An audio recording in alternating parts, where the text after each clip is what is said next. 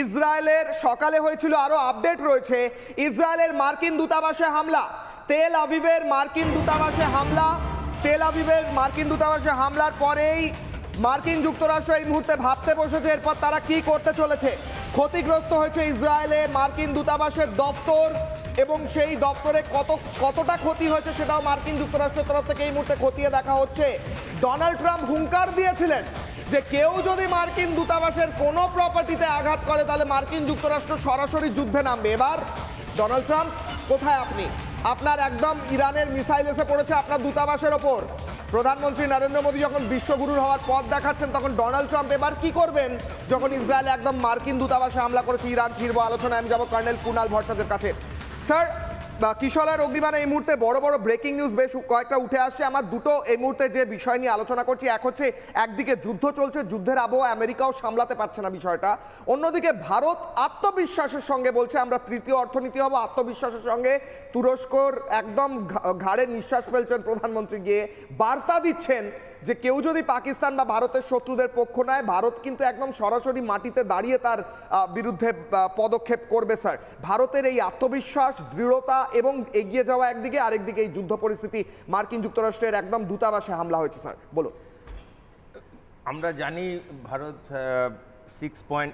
4.187 trillion ডলারের economy হয়েছে এবং তারা জাপানকে পেছনে ফেলে এখন চতুর্থ ইকোনমি হয়েছে এবং আগামী 2 বছরের মধ্যে আমাদের গ্রোথ 6.7% হওয়ার চান্স আছে, যেখানে জার্মানি যারা এখন তৃতীয় ইকোনমিক পাওয়ার, তাদের গ্রোথ এখন এবছরে 0 এবং আগামী বছরে 0.9% হবে।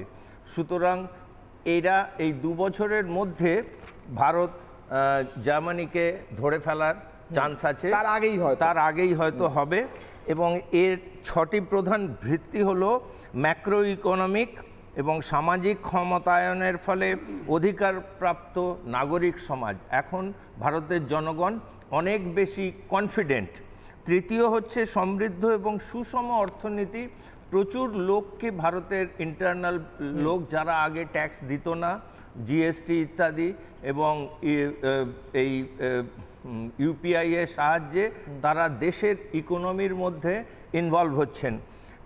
চতুর্থ হচ্ছে বিশ্ববন্ধু বসুধৈব কুটুম্বকমের নীতি অনুসারে বিশ্ব এক পরিবার, এই ধারণা বিশেষভাবে প্রতিষ্ঠিত হয়েছে ভারতবর্ষের মধ্যে এবং আমাদের প্রধানমন্ত্রী নরেন্দ্র মোদী সমস্ত জায়গাতেই এই ওয়ার্ডটা ইউজ করেন। হ্যাঁ, সুশাসন, নিরাপত্তা এবং ন্যায় বিচারের প্রদানে দেশ উন্নত নির্মাণের লক্ষ্যে এই 3টি বিষয়ের উপর গুরুত্ব দিচ্ছে এবং তৃতীয় বৃহত্তম অর্থনীতি হওয়ার লক্ষ্যে ভারত এগিয়ে চলেছে।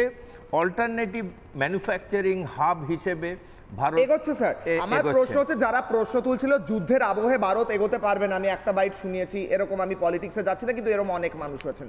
ভারতের এই এগিয়ে যাওয়া, আপনি মনে করেন এই যুদ্ধের পরিপ্রেক্ষিতেও ভারতের ওপর কোনো আঁচ পড়বে, ভারত পিছিয়ে পড়বে, ভারত অদম্যভাবে এগিয়ে যাবে, তাই আপনি বিশ্বাস করেন? স্যার নিশ্চয়ই, নিশ্চয়ই। ভারত কখনো যুদ্ধ চায় না এবং আমরা ইদানিং অপারেশন সিঁদুরেও আমাদের দেশের মেন যে এম ছিল সেটা কোনো পার্মানেন্ট অল আউট যুদ্ধের ছিল না। আমাদের প্রধানমন্ত্রী বলেছেন এবং আর্মিকেও কোনো রকম অল আউট যুদ্ধের জন্যে কোনো অর্ডার দেওয়া হয়নি। আমাদের বিরোধী পক্ষ নানা রকম কথা বলছে যে মোদি পিওকে এবারে ক্যাপচার করে নেওয়া উচিত ছিল বা বালুচিস্তানকে আলাদা করে দেওয়া উচিত ছিল।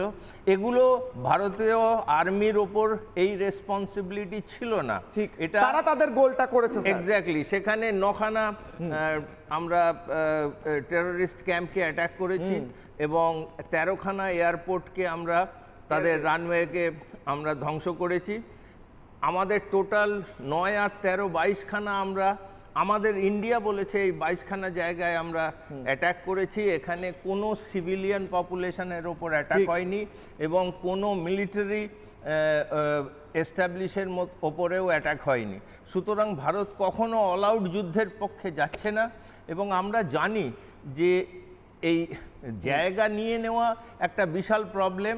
রাশিয়া আমাদের চেয়ে অনেক বড় শক্তিশালী দেশ, ঠিক। তারা 3 বছরে ইউক্রেন জিততে পারেনি এবং আমরা দেখছি ইসরায়েল সেই ডিসেম্বর 23 ঠিক, থেকে এখন পর্যন্ত solution 1.5 না। বছরে গাজা নিতে পারেনি। গাজা হয়তো একটা আপনি বলছেন ভারতের এই শান্তির পক্ষে থাকা নীতি ভারতের শক্তি, এইটাই ভারতকে এগিয়ে নিয়ে যাবে।